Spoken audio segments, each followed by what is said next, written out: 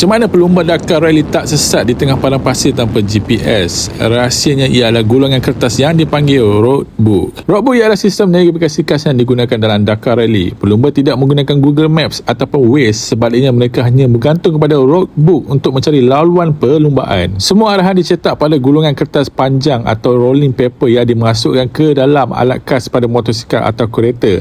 Sepanjang perlumbaan, pelumba akan menggulung kertas itu sedikit demi sedikit untuk membaca arahan seterusnya. Setiap arahan mengandungi 3 maklumat utama. Di sebelah kiri ialah jarak keseluruhan dan jarak dari arahan sebelumnya. Di bahagian tengah pula terdapat tulip diagram, iaitu simbol yang menunjukkan bentuk simpang, selekor atau laluan yang perlu diikuti. Manakala di sebelah kanan terdapat arah kompas seperti 90 darjah ke timur serta amaran tentang bahaya ataupun mercu tanda yang penting. Sebab itulah Dakar Rally bukan sekadar perlumbaan yang paling rasat di dunia, ia juga menguji kemahiran navigasi. Silap baca satu simbol atau terlepas satu arahan saja, pelumba boleh tersesat berpuluh-puluh kilometer. Jadi, kalau anda diberi peluang menyertai Dakar Rally, adakah anda yakin boleh melamatkan perlumbaan hanya berpandukan roadbook tanpa GPS?